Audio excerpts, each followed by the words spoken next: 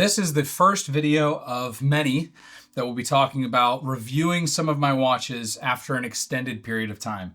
I'm coming back to them and talking about what are the things that I love about them, what are the things that I don't love about them, and sort of how they fit into my life these days. If you see my watch collection review from last year to the watch collection review of this year, there's not going to be a huge amount of changes. A couple additions, not a huge amount of subtractions. So what I want to cover is going to be independent videos talking about each of those watches and why I've held on to them and how I love them or how they best fit into my life these days. The first one that I want to cover here is the Grand Seiko SBGA 415. I love this watch.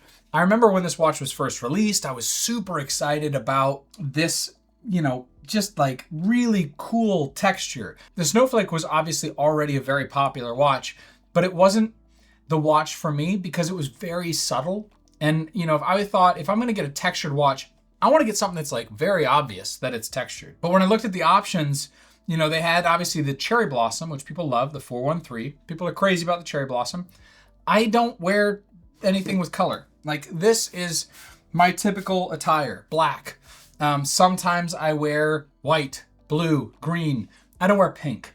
And I know that the Cherry Blossom is a subtle pink, but I still, I just don't. And so at the time I thought, well, this is more subtle and I like this.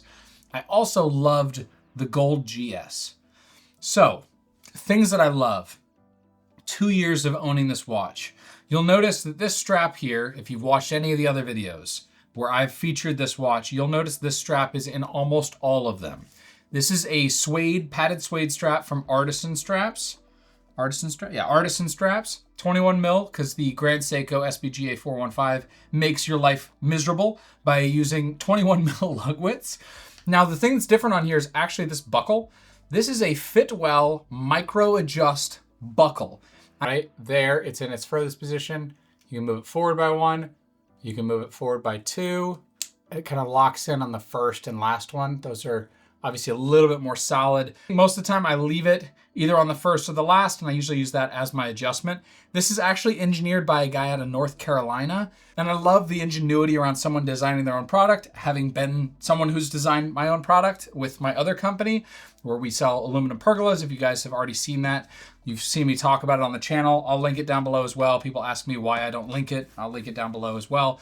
I've had 2 great years with this watch, and longevity is very important, which is why today's sponsor is Bullstrap. My brother actually had a Bullstrap case he wore for 3 years on his phone, so when they reached out to me and wanted to do this sponsorship, I was happy to talk to them because I knew it was a quality product. The big thing that stood out to me about this case, particularly this minimalist case, is the fact that they have a cutout here in the bottom for the USB-C cord. One of the things I do a lot is I record videos, and one of the things I've been doing now is recording videos on my phone, and I plug in an external hard drive into my phone here at the bottom. But most of these cases, they kind of wrap around, and so you don't get a good connection. Sometimes it comes loose.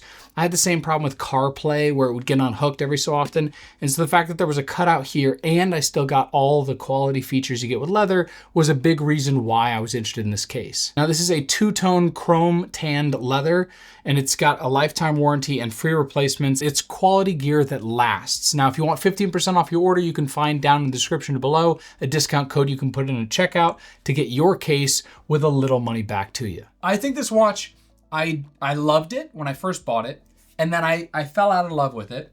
And this strap revived the watch for me. And I feel like that happens a lot with watches. You buy a watch, you wear it for a little while, that honeymoon period runs out, and you think, do I really need this watch?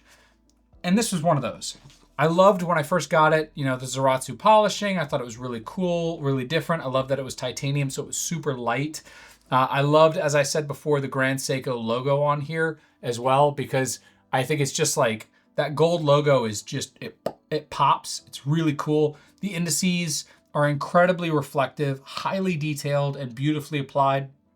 The hands have these facets to them that reflect. The power reserve, I've always been a big fan of on the dial for Grand Seiko because it's just cool. I just really like that. And you can see in these close macro shots just how cool this watch is close up. And so sometimes I find myself just staring at it. My son has also become a huge fan of these watches, not because he knows what's going on. He's 4 months old. He has no idea what's happening around him for the most part, but he loves the reflectiveness. And so this watch specifically is one of them that when I wear it, he will, like, if I cross my arm in front of his face, he'll kind of stop and like stare at the watch and just want to like reach out for it, which is fun for me. And again, one of those things that, you know, adds more memories to watches and makes them stay in your collection longer. I think that the showstopper on this watch has to be the dial. And I think if you pair it with the right strap, it stands out. I've tried non-padded straps, and because of how thin they are, they feel like they don't match the thickness of the head. Like this Grand Seiko is relatively thick as a dress watch.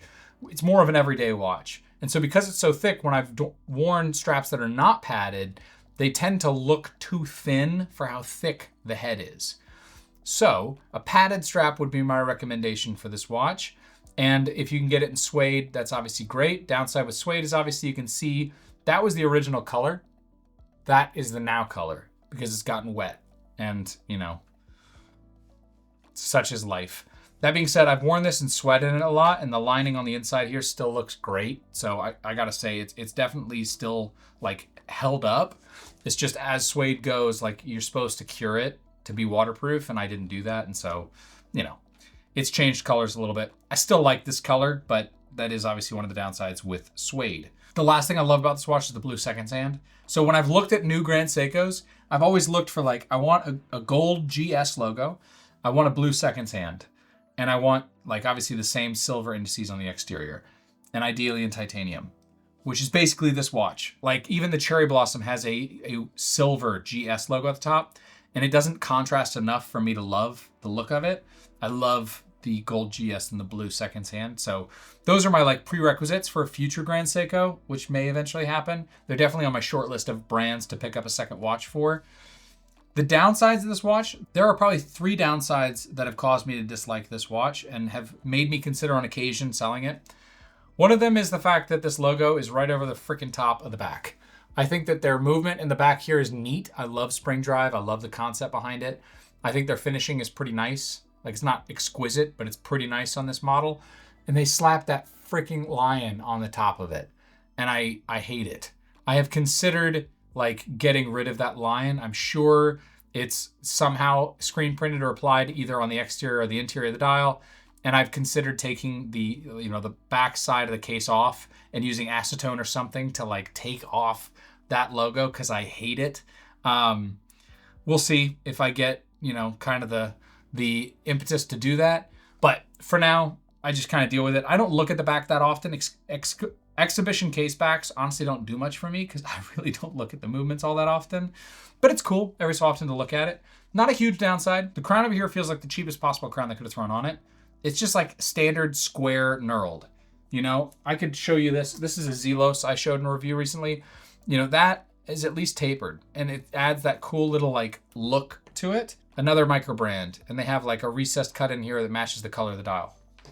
That crown is just like this fat standard crown, not onion, no tapering, no change in shape, no nothing, just flat standard crown. I don't like that. It's pretty boring.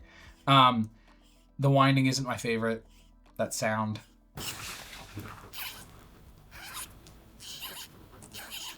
I've never been a big fan of that sound. I don't like that very much. And then lastly, watch does not like being paired with other things I've found. I feel like gray is the only thing that goes well with this watch.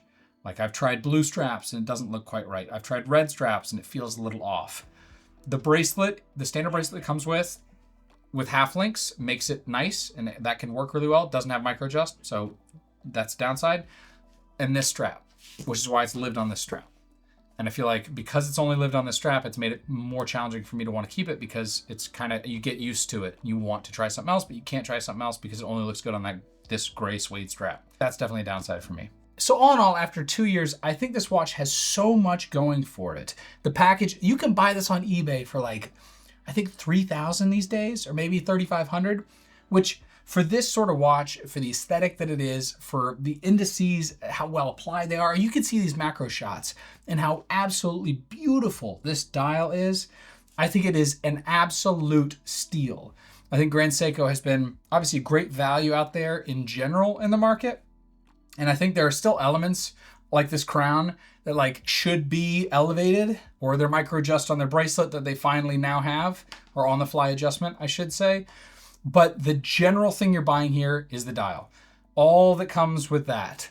And I think for the price they're asking for, they're the brand that I would put my money in. If I was new to watches, I would probably buy something from them on the used market. And that would be one of the first brands I go to. What do you guys think about this watch in general? Do you own one? What do you guys think about Grand Seiko? What should my next Grand Seiko be? I'm still thinking that this is probably the next brand I buy another watch from. It's probably going to be them. Let me know in the comments below, and I'll see you in the next one. Take care.